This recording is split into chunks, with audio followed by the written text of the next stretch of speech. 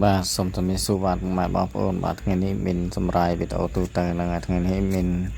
សម្រាយតតងនឹងការងារដើរទៅធ្វើបដិបត្តិធម៌ហ្នឹងនៅក្នុងភ្នំតម្រៃទំនាលហ្នឹងហើយនៅក្នុងខាងលើហ្នឹងហើយផ្នែកនៅខាងលើអញ្ចឹងហ្នឹងហើយនេះខ្ញុំនេះខ្ញុំស្ពាយនេះទៅស្ពាយមាន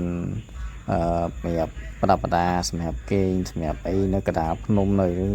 ជាន់លើផុតហ្នឹងហើយចឹងភ្នំនេះគឺ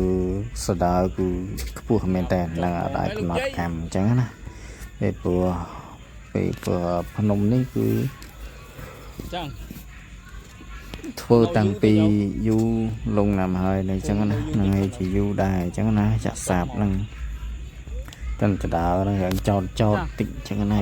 ចុកដែរហ្នឹងចុកជើងតិចចឹងហើយអស់គ្នាឡើងមិនស្រួលចុកជើងខ្ញុំបែកញើសស្រាក់អស់ហើយហ្នឹងហើយឡើងដល់ជាន់លើហើយនេះគាត់និយាយពីរឿងអំពី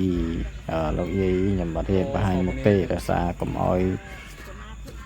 មានបញ្ហាអញ្ចឹងណាហ្នឹងហើយគាត់ជាប្រោះដឹងប្រមាណភាសាអីប្រមាណភាសាអីចេះហ្នឹងហើយអញ្ចឹងក៏តាមគាត់ហ្នឹងហើយមានអីទេហ្នឹងហើយខ្ញុំក៏ឡើងមកដល់លើនេះខ្ញុំក៏ហត់ឲ្យផងបែកញើសមុខពេញលើដល់ជាន់លើហើយហ្នឹងហើយហើយនេះមានភ្នំមានអីចឹងទៅហើយនេះអត់មានអីចាក់សាបទេមានបន្តិចបន្តួចហ្នឹងហើយមានថ្មមានអីអានេះនៅជាន់លើខ្ពស់មែនតើហ្នឹងហើយនេះដល់កន្លែងអាស្រមនៅខាងលើហ្នឹងមានស្គរមានអីនៅលើហ្នឹងមើលទៅនេះចឹងនេះកន្លែងផ្លូវឡើងអញ្ចឹងហើយនេះយើងទៅដល់ចិត្តដល់កន្លែងហ្នឹងហើយមានទិដ្ឋភាពមើលថតទៅជុំវិញមានស្លឹកឈើដើមឈើនេះព្រៃសរសៃនេះព្រៃសរសៃនៅលើខាងលើនេះមានអីទេមានតែព្រៃសរសៃមានអីចឹងទៅហ្នឹងហើយអត់មានអីលើសពីហ្នឹងទេហ្នឹងហើយមានព្រៃសរសៃមានអីផ្សេងអញ្ចឹងណាហើយនេះមានកន្លែងអាស្រមកន្លែងព្រះអង្គកន្លែងអីយើងស្ការព្រៃនឹងដើម្បីឲ្យស្អាតចឹងនេះកន្លែងសិចាំងកន្លែងអីចឹងទៅហើយនឹងកន្លែងយាយម៉ៅ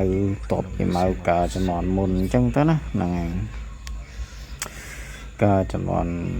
យូរដែរអញ្ចឹងណានេះមានកន្លែងព្រះអង្គព្រះពុទ្ធបរមាកអញ្ចឹងណានេះកន្លែងព្រះអង្គត្រាស់ហ្នឹងកន្លែងអីកន្លែងធ្វើធွာយប់ធ្វើអីធ្វើសង្ក្រមធ្វើអីចឹងទៅហ្នឹងហើយហើយនេះយាយហ្នឹងហើយនេះមានអស់មានអីសម្រាប់កាត់ភ្លើងកាត់អីធ្វើធွာនៅលើហ្នឹងអញ្ចឹងអស់គ្នាហ្នឹងហើយបាត់ដៃបាត់ជើងតរយើងទៅចកេះភ្នំហ្នឹងហើយនេះមានកន្លែងមានអស័យមានអីចឹងទៅហ្នឹង